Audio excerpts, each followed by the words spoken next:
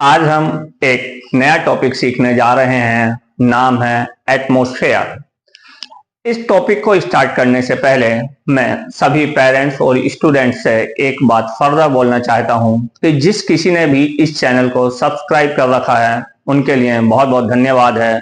जिन्होंने इस चैनल को सब्सक्राइब किसी कारणवश अभी नहीं किया है वो सभी खुद भी इसको सब्सक्राइब कर लें तथा साथ ही जो उनके अपने परिचित हैं उन लोगों को इस चैनल के बारे में बताएं कि यहाँ पर किस तरह की पढ़ाई, किस तरह की एजुकेशन आपको दी जा रही है और वह भी इस चैनल को सब्सक्राइब कर लें। चैनल का नाम है खिलेंद्र सिंह धनखड़। इस नाम से कोई भी यूट्यूब पर सर्च करेगा चैनल खुल के सामने आ जाता है, जो कि मेरा ही नाम है। अब हम स्टार्ट करते हैं आज का टॉपिक एटमॉस्फेयर। सबसे पहली चीज तो यह है इसमें सीखने की कि व्हाट इज एटमॉस्फेयर। एटमॉस्फेयर होता क्या है, क्या चीज है एटमॉस्फेयर एंड इट्स इंपॉर्टेंस। तो इसकी इंपॉर्टेंस पे तो हम बाद में चलेंगे, पहले सबसे पहले सीखें कि व्हाट इज द एटमॉस्फेयर। तो हमारी जो ये अर्थ है, अर्थ के चारों तरफ सराउंडिंग का जो ऐसा रीजन जो कि हमारी अर्थ को प्रोटेक्ट करता है, किससे? सराउंडिंग जो हार्मफुल रेज आ रही होती हैं उन सभी से, उसको हम क्या नाम देते हैं? एटमॉस्फेयर। सेम यहां पर दिया हुआ है, the atmosphere is the blanket of air that surrounds our planet. कि यह जो एटमॉस्फेयर होता है यह एक ब्लैंकेट की तरह होता है, एक कंबल की तरह होता है। जैसे हम कंबल ओढ़ लेते हैं और जाड़े से हम बच जाते हैं, ठीक उसी प्रकार जो एटमॉस्फेयर है हमारी अर्थ को चारों तरफ से कवर्ड कर लेता है और सन से जो आने वाली हानिकारक या हार्मफुल रेज होती हैं उनसे हमारी प्रोटेक्शन करता है। किस तरह करता है, क्यों करता है, कौन सी है वो हार्मफुल रेज, सारी बताऊंगा वन बाई वन करके। जैसे कि मान लो हमारी यहां पर ये क्या है, अर्थ है। हमारी क्या है ये अर्थ, और इस अर्थ के ये जो ये सराउंडिंग्स में दिखाया गया है यह सारा क्या है हमारा एटमॉस्फेयर। यह सारा क्या चीज होती है हमारी एटमॉस्फेयर होता है। तो एटमॉस्फेयर क्या है एक बार फर्दर रिमाइंड करा रहा हूं, हमारी अर्थ के चारों तरफ का एक ऐसा रीजन जो कि हमारी अर्थ की प्रोटेक्शन करता है, that is defined as the atmosphere. इसको हम ब्लैंकेट की तरह डील करते हैं, इसकी तरह इसको एक्सप्लेन करते हैं। तो अब इसमें और नेक्स्ट क्या क्या चीज है उसके बारे में सीखिए। एयर ऑफ एटमॉस्फेयर, जो हमारी एटमॉस्फेयर के अंदर एयर प्रेजेंट होती है यह क्या काम करती है? लाइफ पॉसिबल ऑन द अर्थ। यह हमारे जीवन को संभव बनाती है अर्थ के ऊपर। क्यों? क्योंकि एयर के अंदर होती है ऑक्सीजन। ऑक्सीजन को हम क्या काम करते हैं? ब्रीथ करते हैं। अगर ऑक्सीजन नहीं होगी तो हमारा जीवन संभव नहीं है, पॉसिबल नहीं है। तो इसलिए कहते हैं, इसका ये पॉइंट बहुत इंपॉर्टेंट है कि air of atmosphere makes our life possible on the earth. कि जो एयर है एटमॉस्फेयर के अंदर, एयर के अंदर जो ऑक्सीजन होती है वही हमारे जीवन को पॉसिबल बनाती है ऑन द अर्थ। अब चीज आती है कि यह जो एटमॉस्फेयर होता है यह नियरली अबाउट कितना लेंथी होता है, कहां तक इसकी रेंज होती है? तो इसकी रेंज कोई फिक्स नहीं होती है। अलग अलग बुकों के अंदर आपको अलग अलग इसकी रेंज या लेयर देखने मिल जाती हैं। इसकी कुछ थिकनेस है अलग अलग लेयर्स की, वो मैं सारी बताऊंगा। यहां पर दे दिया गया है कि the thickness of atmosphere is about 1600 kilometre above the earth. यह एक अप्रॉक्सीमेटली मेजरमेंट्स है। क्यों? क्योंकि जो हमारी एटमॉस्फेयर की रेंज होती है यह तो अप टू 10,000 किलोमीटर, 10,000 किलोमीटर तक होती है। यह चीज जरूर ध्यान रखने वाली है।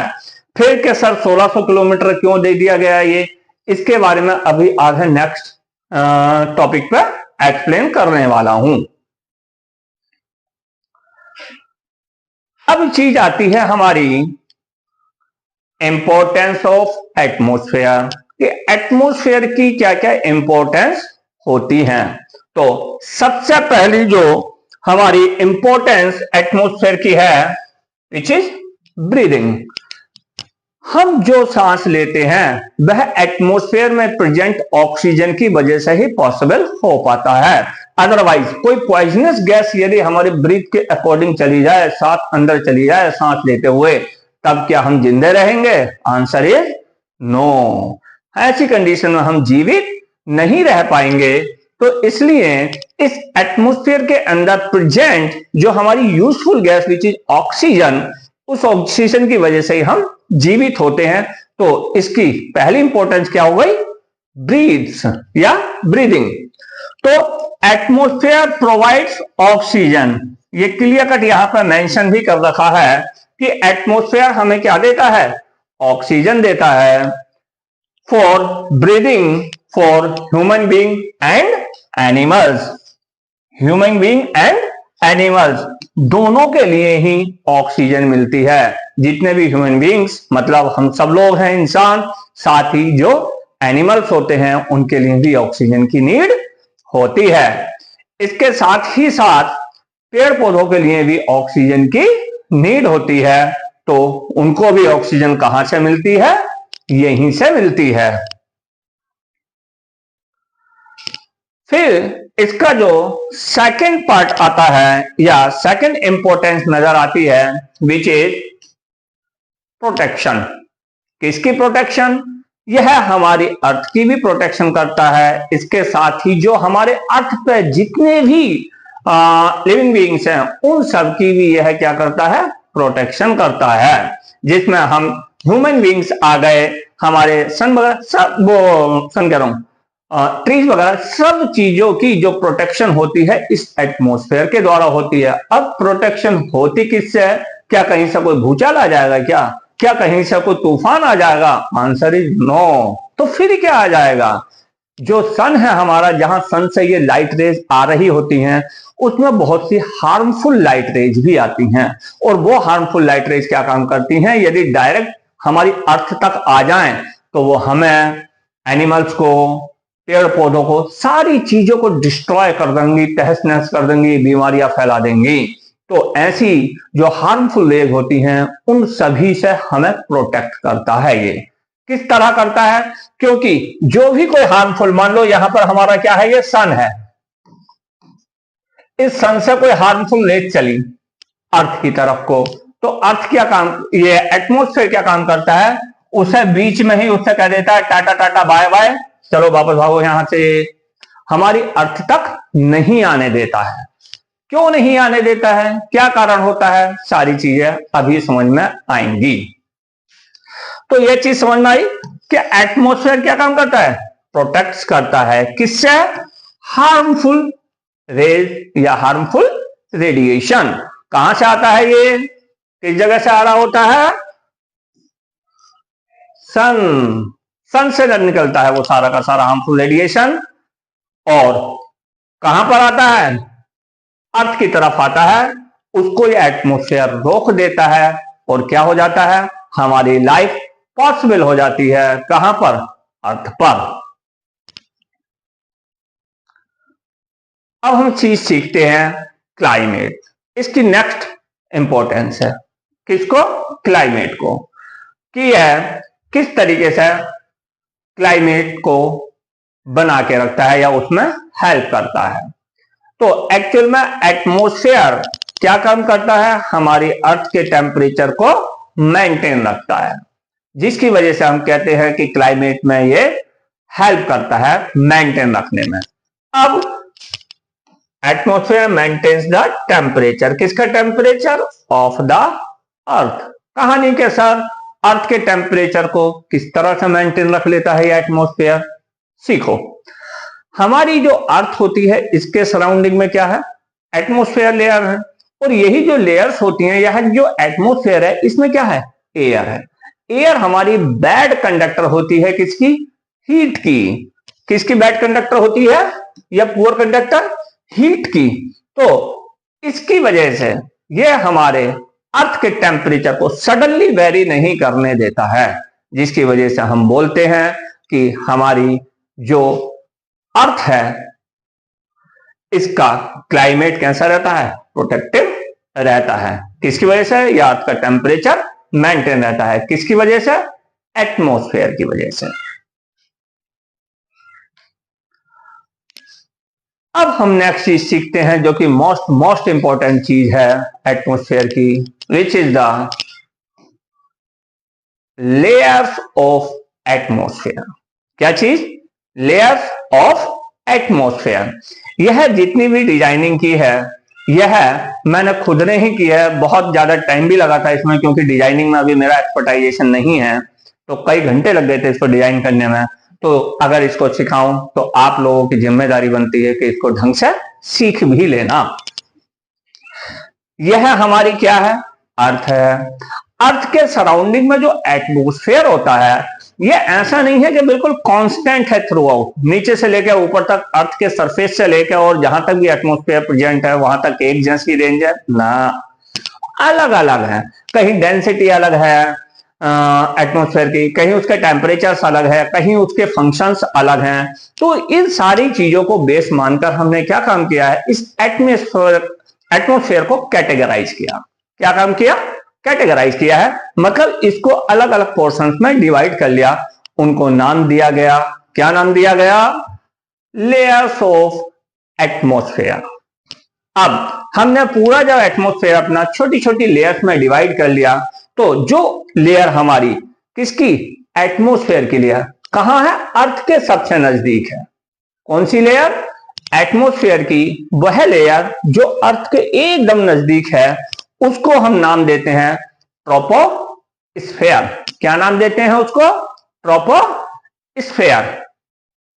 और यह जो ट्रोपोस्फेयर होता है इसकी कितनी थिकनेस होती है, जिससे कि मैं रेंज का नाम दूंगा, रेंज के नाम से आप लोगों को बताऊंगा इसकी थिकनेस को। तो इसकी जो थिकनेस होती है ये अप टू 12 किलोमीटर तक होती है। कहां तक होती है? 12 किलोमीटर। मतलब अर्थ के सरफेस पर यदि मैं खड़ा हुआ हूं तो अर्थ के सरफेस से मेजरमेंट्स करनी शुरू करो वर्टिकली अब तक, और 12 किलोमीटर, लगभग 12 किलोमीटर तक का जो रीजन है उसको हम क्या एज्यूम करते हैं? ट्रोपोस्फेयर। इसकी कुछ प्रॉपर्टीज होती हैं। वो प्रॉपर्टीज क्या क्या है उस चीज को सीखो। सबसे पहली बात तो है कि ये जो होती है लोएस्ट लेयर ऑफ एटमॉस्फेयर है। भाई ग्राउंड से एकदम टच है ना, इसलिए लोएस्ट लेयर ऑफ एटमॉस्फेयर है। इसकी रेंज 12 किलोमीटर है। मतलब अर्थ से जो इसकी थिकनेस है यह कितनी है? यहां से लेकर यहां तक मानी गई है 12 किलोमीटर मानी गई है। इसके अंदर सबसे मोस्ट इंपॉर्टेंट चीज पाई जाती है एयर। क्या पाई जाती है? एयर। और वह एयर क्या काम करती है? वह एयर ही हमारे जीवन को पॉसिबल बनाती है। उसी में तो ऑक्सीजन है भाई सबसे ज्यादा, तभी तो हम जीवित हैं यहां पर अर्थ पर। और एक चीज इसके अंदर और बहुत ज्यादा काम की पाई जाती है, इसमें वेदर कंडीशन जितनी भी हैं वह सारी की सारी इसी ही लेयर के अंदर होती हैं। जो भी वेदर कंडीशन वगैरह हैं वो सारी यहां प्रेजेंट होती हैं। अब चीज आती है उसके बाद में next layer which is stratosphere. कि सर ये स्ट्रेटोस्फेयर का क्या करिश्मा आ गया? भाई वहां कुछ ना कुछ प्रॉपर्टी वेरी करी है। किससे? ट्रोपोस्फेयर से, तभी तो उसको कोई नया नाम भी दिया गया है। अब उसकी सबसे पहले मैं बताता हूं इसकी रेंज कितनी और कहां से होती है। तो इसकी रेंज 12 किलोमीटर से लेकर और नियरली 50 किलोमीटर तक होती है। अब एक चीज को जरूर ध्यान रखना, यह आप लोगों के लिए बहुत अच्छी तरह सीखने की चीज है कि सर फर्स्ट लेयर की रेंज 0 से लेकर 12 किलोमीटर थी, सेकंड लेयर की रेंज 12 किलोमीटर से 50 किलोमीटर। ये क्या बिल्कुल शार्प रेंज है कि 12 किलोमीटर के बाद बिल्कुल भी ट्रोपोस्फेयर नजर नहीं आएगा? ये 12 किलोमीटर से ठीक पहले बिल्कुल भी स्ट्रेटोस्फेयर नजर नहीं आएगा। तो आप लोगों ने सबने रेनबो देखा होगा। क्या चीज? इंद्रधनुष जिसे हम बोलते हैं अपने कॉमन लैंग्वेज में। जब हमारा रेनबो फॉर्म होता है तो उसके जो कलर्स होते हैं वो क्या बिल्कुल शार्प डिफाइंड होते हैं कि एक कलर जहां खत्म हुआ वहां से दूसरा कलर रेनबो का स्टार्ट होता है? आंसर इज नो, बल्कि वह कलर आपस में क्या होते हैं, सब मर्ज करते हुए होते हैं। अगर कहीं पर एक कलर है तो दूसरा कलर किस जगह से स्टार्ट हो जाता है हमें पता ही नहीं चलता। बस इतना है कि पहला कलर खत्म हो रहा होता है और सेकंड कलर स्टार्टिंग होते होते मर्ज होते हुए स्टार्ट हो रहा होता है। तो जिस तरह वहां कलर्स की मर्जिंग होती है, वैसे यहां बेटा लेयर्स की आपस में क्या होती है, मर्जिंग होती है। तो एग्जैक्ट इसकी डेफिनेशन कुछ नहीं है कि किसकी रेंज कहां तक है, यह क्या है, अप्रोक्सीमेटली होती है। इसीलिए आप लोगों को अलग अलग बुक्स के अंदर इनकी रेंजेस अलग अलग लिखी हुई मिल जाएंगी, उससे कंफ्यूज नहीं हो जाना। तो अब हम स्ट्रेटोस्फेयर पर बात कर रहे हैं। इसकी रेंज 12 किलोमीटर से 50 किलोमीटर एज्यूम की गई है। फर्दर रिमाइंड कर रहा हूं, 50 के अबव तक भी इसकी इंफ्लुएंस होता है और 12 के नीचे भी होता है, बट जहां इसकी मेजॉरिटी में माना जाता है इफेक्ट, वो इसके बीच बोला जाता है। तो यह क्या है बेटा, जस्ट नेक्स्ट लेयर है किसकी, ट्रोपोस्फेयर की। रेंज बता दी 12 किलोमीटर से 50 किलोमीटर होती है। साथ ही इसके अंदर super super duper most important function होता है इसका, और वो होता है इसमें ओजोन लेयर होती है। क्या होती है, ओजोन लेयर होती है, जो कि हमारी लाइफ को अर्थ पर पॉसिबल बनाती है। कैसे बना देती है पॉसिबल, क्योंकि सन से जो हमारी लाइट रेज आ रही हैं उनमें बहुत हार्मफुल लाइट रेज भी होती हैं, अल्ट्रावायलेट लाइट रेज जिन्हें हम बोलते हैं। अगर वो पृथ्वी तक पहुंच जाए, ऐसी तैसी करके रख देंगे वो हमारी, तो उनको कौन रोकती है, ओजोन लेयर रोकती है उन्हें। कौन रोकती है उन्हें, ओजोन लेयर हमारी हेल्प करती है। और वह सिर्फ हमारी ही नहीं, पूरी अर्थ की हेल्प करती है, पेड़ पौधे सब चीजों की हेल्प करती है। तो protect from the ultraviolet rays earth को और हमें सबको। इसके बाद स्ट्रेटोस्फेयर के बाद फिर हम नेक्स्ट लेयर पर आ रहे हैं, मेसोस्फेयर। क्या चीज, मेसोस्फेयर। अब ये सर की ये मेसोस्फेयर क्या चीज आ गई, तो मेसोस्फेयर का मतलब होता है जो हमारी स्ट्रेटोस्फेयर से जस्ट नेक्स्ट लेयर है, उसका नाम दिया जाता है मेसोस्फेयर। इसकी जो रेंज मानी गई है, इसकी जो रेंज मानी गई है वह रेंज है near about 50 to 80 kilometres. 50 kilometre above जब हम पहुंच जाते हैं ग्राउंड लेवल से, तो वहां से स्टार्ट करो और कहां तक जाओ, 80 किलोमीटर तक, मतलब 30 किलोमीटर लगभग, 30 किलोमीटर। हाउ मच, 30, कितना,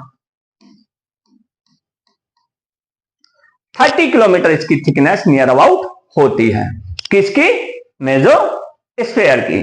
मगर इसके अंदर आपको एक चीज बहुत ज्यादा सीखने की है, यह कोल्डेस्ट लेयर है। बहुत ज्यादा टेम्परेचर यहां क्या रहता है, डाउन रहता है। कितना डाउन रहता है, यहां 0 डिग्री से भी नीचे रहता है, माइनस में रहता है।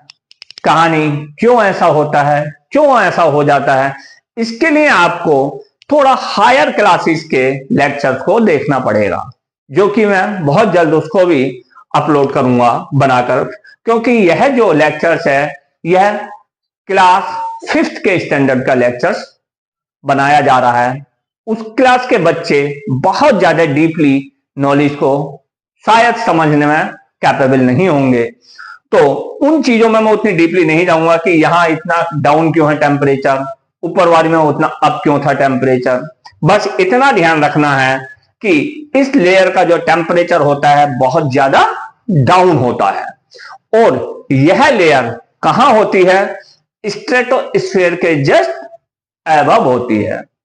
अब मेसोस्फेयर के बाद में फिर हमारी जो नेक्स्ट लेयर है विच इज थर्मोस्फेयर। कौन सी है, थर्मोस्फेयर। अब इस लेयर का सडनली फिर से प्रॉपर्टी चेंज होती है। मेसोस्फेयर तो ऐसा था कि तुम्हारी कुटकुटी बन जाए ठंड के मारे, माइनस में है टेम्परेचर, और थर्मोस्फेयर जो है वहां पिघला के मोम बना देगा, टेम्परेचर ऐसा होता है, धुआं बना देगा इंसान का हाथ लग गया तो। वहां पर टेम्परेचर 1000 से भी ज्यादा डिग्री सेल्सियस हाई होता है, सुपर हाई टेम्परेचर होता है। और उसकी जो रेंज होती है वह इस 80 किलोमीटर वाली की दुनिया से आगे स्टार्ट होती है और नियरली 700 किलोमीटर तक जाती है। मगर सबसे मोस्ट कॉमन उसकी जो प्रॉपर्टी है वो है उसका टेम्परेचर सुपर हाई है, near about 1 to 2000 degree Celsius, इतना ज्यादा टेम्परेचर वहां पर होता है। और इन सब के बाद जो हमारी लास्ट दुनिया आती है एक्सोस्फीयर। कौन सी? एक्सोस्फीयर। यह जो एक्सोस्फीयर है यह हमारी सबसे लास्ट रे होती है, रे कह रहा हूं सॉरी, लेयर होती है। किसकी? एटमॉस्फेयर की। थिकनेस की बात मत करो, गिनते गिनते पागल हो जाओगे, इतनी ज्यादा थिकनेस होती है, नियर अबाउट 10,000 किलोमीटर, इतनी थिकनेस उसकी होती है। वह सबसे लाइटर, बहुत ही ज्यादा, मतलब कुछ में प्रेजेंट नहीं होता है, एयर वगैरह ऐसे कुछ ज्यादा नहीं होती है। और उसके अंदर ऐसा बताने के लिए 5th स्टैंडर्ड पे बहुत ज्यादा कुछ नहीं है। आउटर मोस्ट लेयर और एटमॉस्फेयर की रेंज 10,000 किलोमीटर नियर अबाउट है। और इसके बाद हमारा क्या शुरू हो जाता है? Free space. यूनिवर्स का फ्री स्पेस स्टार्ट हो जाता है। Then we say there is no atmosphere is present in that region.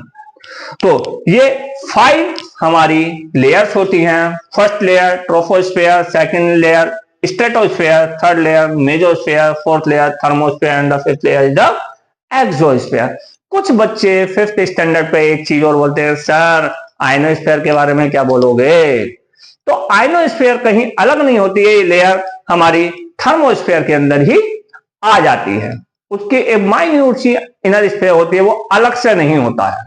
तो इस वजह से मैंने उसको यहां एक्सप्लेन नहीं किया है। बेसिक हमारी ये 5 लेयर्स होती हैं। इसको बहुत ढंग से एक बार को ध्यान रखना। फिर मैं कह रहा हूं कई घंटे लगाए थे मैंने इसको डिजाइन करने में। चलो आगे बढ़ते हैं। और ये फर्दर एक नई डेफिनेशन, नई थ्योरी आपके सामने आती है। What is ozone layer? What is ozone hole? ये क्या बला होती है ओजोन होल नाम की, और क्या बवाल होता है ये ओजोन लेयर नाम का? तो ओजोन लेयर यह इसका केमिकल फार्मूला होता है ओजोन का O3। 5th क्लास के बच्चों के लिए है, फर्दर बता रहा हूं ये लेक्चर, तो उनको इसके बारे में कोई खास ज्यादा जानकारी नहीं होगी, इसलिए इसको मैं हटा दे रहा हूं O3 को। भाई ये ध्यान रखो, ओजोन कोई चीज होती है, उसकी एक लेयर बनी हुई होती है हमारी अर्थ के चारों तरफ एटमॉस्फेयर के अंदर। वह क्या काम करती है? जब सन से हमारी एक हार्मफुल रेज आ रही हैं जिन्हें अल्ट्रा वायलेट रेज बोलते हैं, तो उनसे हमें क्या काम करती हैं? प्रोटेक्ट करती है हमारी पूरी अर्थ को। अगर वो रेज अर्थ तक पहुंच जाए तो यहां तबाही आने से कोई नहीं रोक सकता। ज्यादातर लोगों को स्किन कैंसर हो जाएंगे, आइस डिजीज हो जाएगी, पेड़ पौधे, हमारी एक्वेटिक लाइफ सब तहस नहस हो जाएगी। तो उनसे बचाने के लिए नेचर ने, कुदरत ने, भगवान ने हमें क्या प्रोवाइड की है? ओजोन लेयर प्रोवाइड कर रखी है। बट पहले चलो ओजोन लेयर कोई मैं बोल देता हूं। Ozone layer is found in stratosphere region. कहां पाई जाती है? स्ट्रेटोस्फेयर के अंदर पाई जाती है। It protect entire earth by covering and also protect life on earth by absorbing harmful ultraviolet radiation from the sun। जितना भी सन से हमारा हार्मफुल अल्ट्रावायलेट रेडिएशन आ रहा है सारे को रिफ्लेक्ट कर देती है, एब्जॉर्ब कर लेती है, अर्थ तक नहीं आने देती है। कुछ एब्जॉर्बिंग कुछ रिफ्लेक्शन दोनों चीजें हो जाती हैं। यह हमारी क्या दिखाई है? यह सारी अर्थ है। क्या है? अर्थ। इसके ऊपर का सारा रीजन के अंदर हमारी क्या है? ओजोन लेयर है। अब इसमें क्या हुआ, क्योंकि हम इंसान हैं अपनी नालायकी पंक्तियों से हम बाज आते नहीं है कभी भी। तो हम कुछ अपनी सुख सुविधाओं के लिए ऐसी गैसेस यहां पर क्रिएट कर देते हैं, रिलीज करते हैं पृथ्वी पर, जो गैस हमारी इस ओजोन लेयर को कमजोर बना दे रही है। और उसकी वजह से कुछ रीजन ऐसा है इस एटमॉस्फेयर लेयर का कि वहां से कुछ अल्ट्रावायलेट रेज हमारी कहां तक आ जाती हैं, पृथ्वी तक आ जा रही हैं, जिसकी वजह से कई सारी डिजीज वहां पाई जाती हैं। और उनमें से स्किन कैंसर, कैटरैक्ट और भी कई ऐसी हैं जो हमारी मछली वगैरह होती हैं, एक्वेटिक और सारी लाइफ है, इनको बहुत बुरी तरीके से प्रभावित करती है, अफेक्टेड करती है।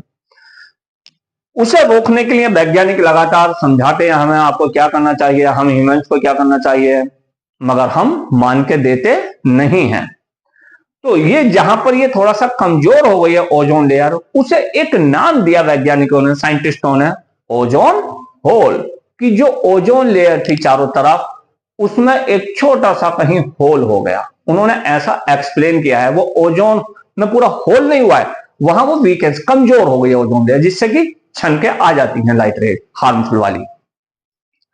तो क्या कहा ओजोन होल के बारे में, एक गैस नेम्ड एज, यह वो गैस है मेनली जो कि हमारा ओजोन लेयर को कमजोर करने के लिए रेस्पॉन्सिबल है, क्लोरोफ्लोरोकार्बन।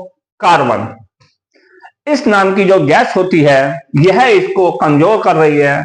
और कहां से प्रोड्यूस होती है ये, जो हमारे द्वारा यूज किए गए अप्लायंसेस होते हैं, जैसे कि रेफ्रिजरेशन, एयर कंडीशन वगैरह, कुछ फैक्ट्रियों में रिलीज होती हैं ये गैसेस। और यही जब यहां पहुंचती हैं तो इस होल को क्या काम कर देती हैं, कमजोर कर देती हैं। इसके साथ ही that create a hole in ozone layer, उसने ओजोन लेयर में क्या कर दिया, होल क्रिएट कर दिया है। And this is known as ozone hole, ठीक है। Due to this increase in risk of skin cancer, cataract and the immune deficiency disorder, हमारी जो इम्यून सिस्टम होती है उसमें भी कमी ला देती है, जिसकी वजह से बीमारियां हमें अधिक से अधिक पकड़ लेती हैं।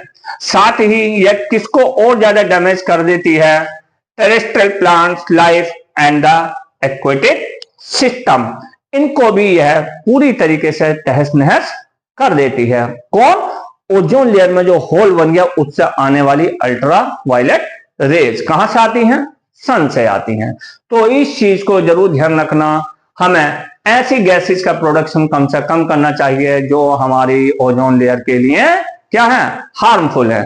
इसके साथ ही एक बार फर्दर मैं आप लोगों को बताना चाहता हूं, जिन्होंने इस चैनल को सब्सक्राइब नहीं किया है वो इस चैनल को जरूर सब्सक्राइब कर लो।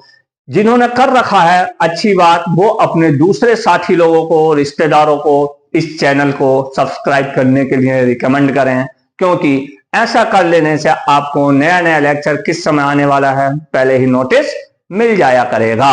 धन्यवाद।